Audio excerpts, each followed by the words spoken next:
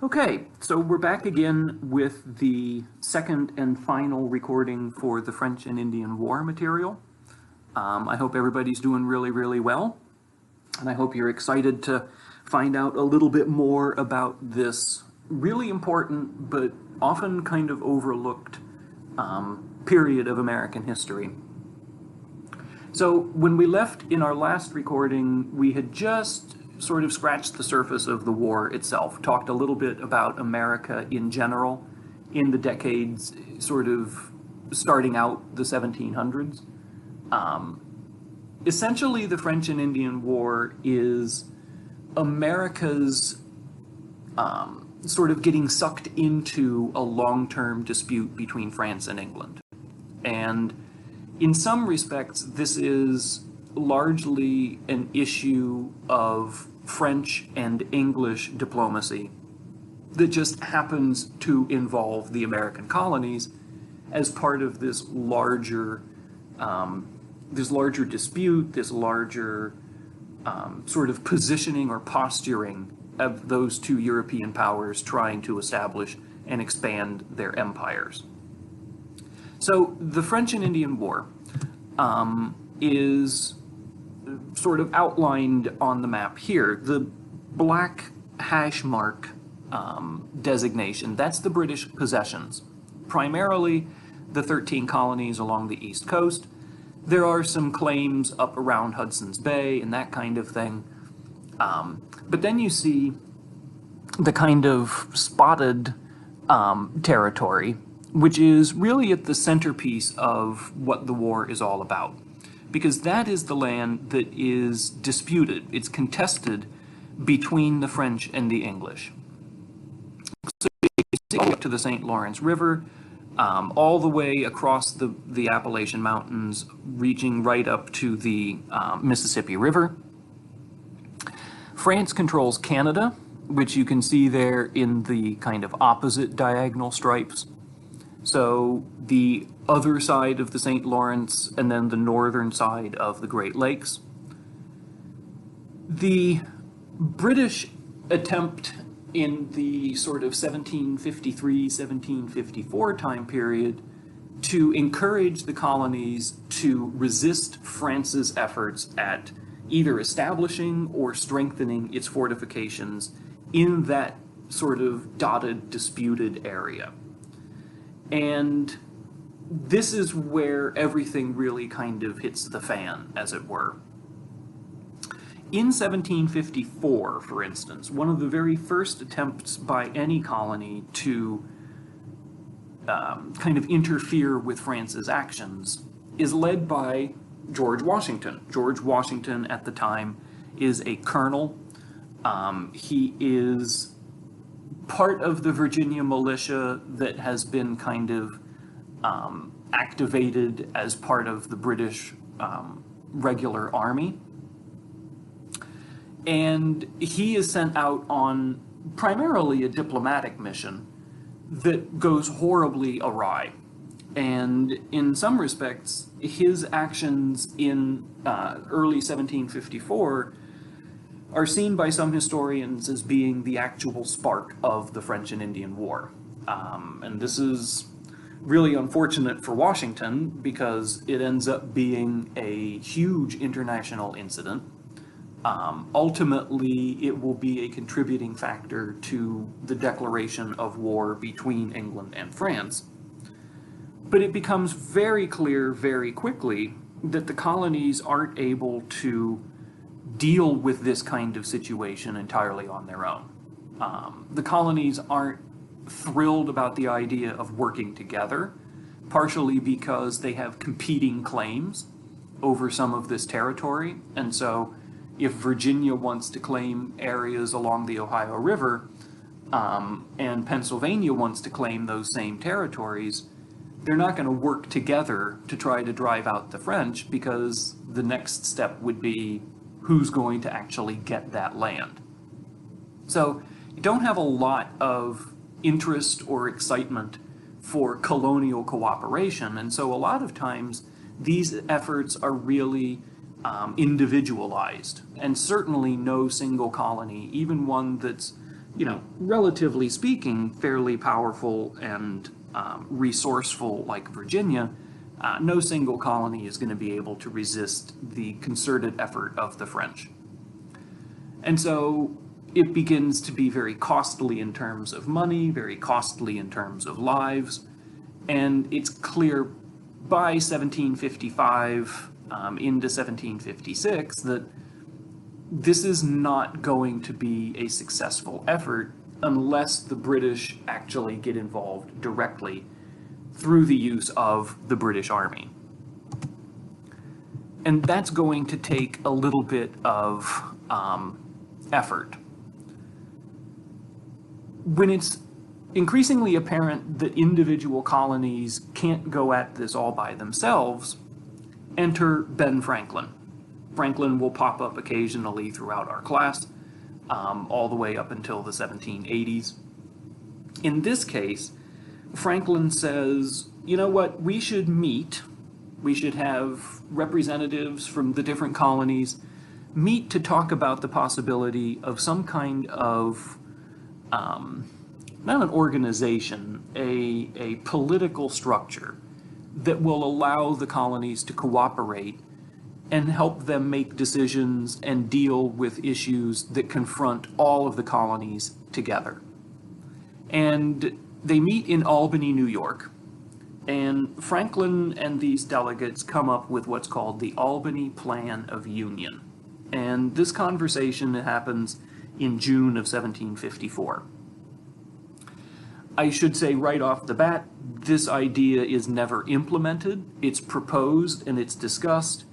Some parts of the colonies accept it or agree with it, but it's never actually put in place. But the idea is you would have this sort of quasi-legislative body called the Grand Council. The Grand Council will have delegates from the different colonies meeting together to make decisions and find solutions to problems that affect all of the colonies at the same time. So things like issues over westward expansion, right? Who gets what claims? How do you settle those claims? Issues with Native American affairs, right? How do you deal with treaties with all of the different Indian nations that you have to get involved with? Most significantly, most pressingly, France. What do you do about French relations? What do you do about France's increasing presence in these sort of disputed areas of the trans-Appalachian West, right? The West beyond the Appalachian Mountains. There would be a president general. This would be an individual who is appointed by the King of England and who would then have the responsibility of veto power, would have the responsibility of ensuring that this Grand Council doesn't operate as a colonial government, right? Because there can't be something like that in 1754. And to be fair, the delegates to the Albany Convention or the Albany meeting don't want independence. They don't want a separate government. They don't want something that will position the colonies to be in any way rebellious or sovereign in the overall British Empire. The idea behind the Albany Plan then would be the possibility, at least, of pooling resources, having a limited kind of taxation to pay for a very limited military that could be used to address some of these issues, right? Again, whether it's problems with Native Americans, whether it's problems with the French, but these kinds of things are going to be right at the core of why so many Americans are really reluctant to back the Albany Plan, because this smacks of independence. The ability to tax, the ability to have an army, these are things that only sovereign nations have. The colonies themselves can't raise their own taxes. They can't, well, they can, but in a very limited way. They can't have a standing army, right? These are very clear restrictions on colonial power because they are part of the British Empire as a whole, right? And so Britain is the entity that has those rights. So the Albany Plan doesn't go into effect. It's not historically significant because it happens. It's historically significant because this is an instance where, very early instance, where delegates from the different colonies are talking about the possibility of cooperation. It is not an example of the colonies pushing for independence or even thinking about independence. It is an example of the colonies talking about and thinking about working together in the face of common challenges, right? Common threats. And so that's going to play a role, certainly, by the time we get into the 1760s and especially the 1770s. Well, ultimately, things reach the point of British involvement, right? Direct British involvement. And that happens in May of 1756. The Prime Minister of England, a man named William Pitt, decides that ultimately the war needs to be fought in North America. This is a fairly global war. You know, we tend to imagine World War I and World War II as being the first quote-unquote world wars. But there have been instances throughout history that parts of the planet have been drawn into conflict beyond just the kind of narrow focus of the war itself. And in this case, the French and Indian War, it's also known as the 7 Years' War, definitely is something that involves a number of different parts of the globe. But the British Prime Minister says it's primarily an issue about North America. We need to drive the French out of North America, or at the very least, weaken them to the point where they won't be a threat. And so he puts his effort on beating the French in Canada, in the Great Lakes, in the Trans-Appalachian West, and so on. He realizes, though, that the colonies aren't going to be able to pay for this all themselves, and Britain is ultimately going to be on the hook for what will, in the end, become a pretty expensive war. That is going to be right at the very center of the growing tensions between the American colonies and the British government in the 1760s and into the 1770s. So really important to keep that in mind. The war ultimately hinges on the defeat of Quebec City in the fall of 1759. This is the capital of French Canada. It is, in some ways, kind of the jewel in the crown of the French Empire in North America. And when the British win it's called the Battle of the Plains of Abraham, which is a very dramatic sounding title. But when the British win and defeat the French at Quebec in September of 1759, that isn't the end of the war. The war will go on to 1763, technically. But it is certainly a turning point in the fortunes of the war. It is going to be that moment when France realizes that the odds are against them. And they begin the process then of figuring out a way to sort of extricate themselves from North America without losing too much. And so that process is going to happen in Paris. There's a treaty in 1763, which we'll talk about here in a moment.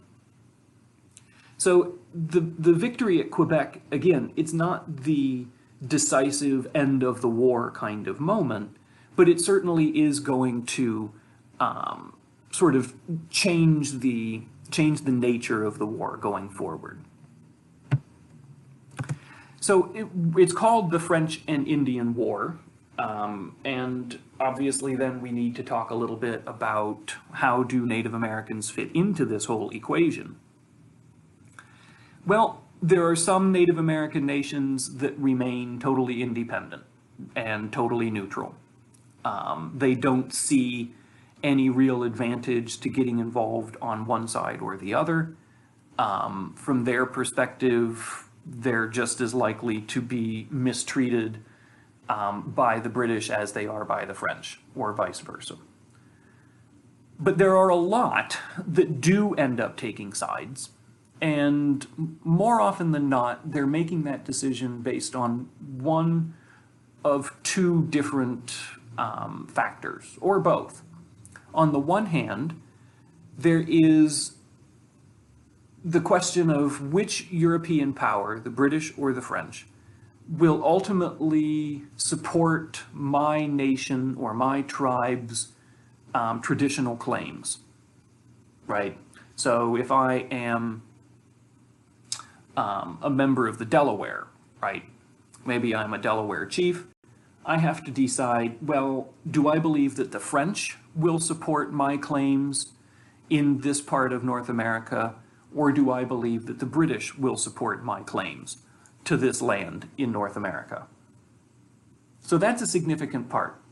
There is also the matter of existing sort of trade connections that a tribe might have with one side or the other. If I'm doing a lot of business in sort of the fur trade, for instance, and I'm doing a lot of my business with the British, I'm probably going to be more likely to support the British cause in the war, because that's what side my bread is buttered on, right? They're the part of this this kind of binary question that gives me more of a benefit. So generally speaking, and again, this is not an absolute, but generally speaking, nations from the Northeast and the Great Lakes tend to support France. Southeastern nations, like the Cherokee, for instance, tend to support Britain. There's a lot of more detail that can be gone into with this, but that's kind of a workable generalization, at least. In some cases, Native American contributions are absolutely essential to the outcome of individual battles or individual campaigns. Whether this is contributions of outright military assistance, whether this is reconnaissance or intelligence gathering efforts, even if it's just helping one side or the other navigate unfamiliar terrain, right? Something like that. But in the end, the settlement happens in February of 1763, the Peace of Paris. There is another Peace of Paris that happens in 1783. That's the treaty that ends the American Revolution and officially gives the United States its independence. So be careful that you're keeping those two straight, because, you know, they're not the same thing. The Peace of Paris, 1763, ends the French and Indian War, the 7 Years' War, and Britain comes out of this with massive new land acquisitions, right? So they get all of the land between the Appalachian Mountains and the Mississippi River, with the exception of Florida.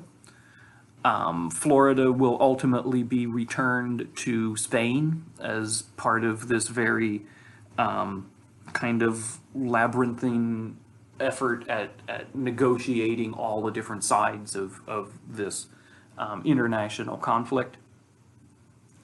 But this immediately then means that Britain is saddled with a much larger empire in North America, without necessarily automatically having the resources necessary to manage and govern that new territory. This is going to be a big problem. And some of Britain's decisions in the 1760s are a result of the tension over, well, how do we actually handle all of this new land? What do we do with all of this new land? The British also get some concessions in terms of kind of a guarantee that their claims in South Asia, especially in India, that those claims will be recognized. In other words, for a long time, Britain had a presence in India, and other European powers were kind of poking around trying to get their own slice of that pie. With the end of the 7 Years' War, France says, fine, we won't interfere with your efforts to occupy and control India. And that's going to be a big part of the British Empire, and it will actually play a role in British decisions surrounding the last years of the American Revolution as well. So it is definitely not exclusively focused on North America, but certainly that is the main centerpiece of the French and Indian War, and certainly it is the main centerpiece of the peace treaty that ends the war in 1763. So what happens then? What does that leave us with? Well, it leaves us with an America that is still technically divided across the 13 colonies, but there is a growing sense of Americanness in some respects, right? That there is an aspect of the colonial experience that is kind of unique and that sets the Americans apart from the English. That, again, does not mean to suggest that the Americans want independence, because it's not that at all. It is virtually unanimous in the colonies that Americans are proud of the British Empire, they're proud of their contributions to the British Empire. That sensation or that feeling isn't necessarily reciprocated on the part of the British. Lots of British people still see the colonials as backwards or uneducated or, in some cases, borderline savage. But from the American perspective, they see the American colonies as being on the upswing. They believe that this war has settled and stabilized North America as being, at least for their perspective and for their part of North America, as being entirely a British possession. France is basically driven off of the continent. This is going to be a very rapid and very surprising transition then from Americans being proud of their role in the British Empire and their sort of importance to the British system, that within 10 years, we're getting to things like the Boston Tea Party and getting closer and closer and closer to the first shots of the Revolution in 1775. So it is an astonishingly rapid movement from a historical perspective, an astonishingly rapid movement to go from one of those extremes to the other. So yes, there's the recognition that the colonies share certain common cultures or share certain common interests, certain common ideas, I guess. But it is not the sense in 1763 that the colonies are saying, wow, now that France is gone, maybe we should be independent too. Maybe we should have our own country. That is really not on anybody's mind at the time, with very, very few exceptions. So the next step then is for us to figure out, well, what changes, right? How do we go from colonies that are enthusiastically part of the empire to colonies that are not only resisting British control, but getting closer and closer to outright rebellion and revolution? And so that's going to be the subject of our next topic, which is going to be the lead up to the American Revolution. So I hope everybody is doing really well, and let me know if you've got questions about any of that stuff, and I will see you shortly when we get into the few years leading up to the revolution.